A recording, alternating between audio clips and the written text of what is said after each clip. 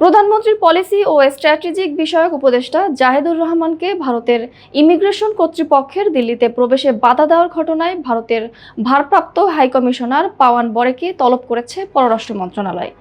দুপুরে পররাষ্ট্র মন্ত্রণালয় সূত্রে এ তথ্য জানা যায়। পররাষ্ট্রমন্ত্রী খলিলুর রহমান উপদেষ্টা জাহিদুর রহমানকে ভারতের ইমিগ্রেশন কর্তৃপক্ষের দিল্লিতে প্রবেশে বাধা দেওয়ার ঘটনাকে অনাকাঙ্ক্ষিত ঘটনা এবং দুঃখজনক বলে মন্তব্য করেন। খলিলুর রহমান বলেন, এটা একটা অনাকাঙ্ক্ষিত ঘটনা এবং দুঃখজনকও বটে। এ বিষয়ে পররাষ্ট্র মন্ত্রণালয় যথোপযুক্ত ব্যবস্থা নিচ্ছে।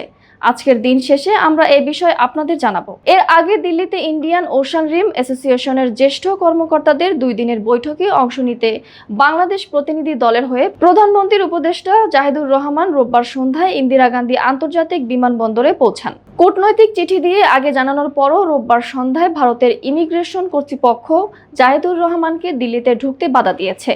পরে উচ্চমহলের নির্দেশে অনুমতি দেওয়া হলেও প্রধানমন্ত্রীর উপদেষ্টা দিল্লিতে না গিয়ে কলম্বো হয়ে ঢাকায় ফেরার সিদ্ধান্ত নেন। পরে তিনি সোমবার দুপুরে ঢাকায় ফিরেছেন।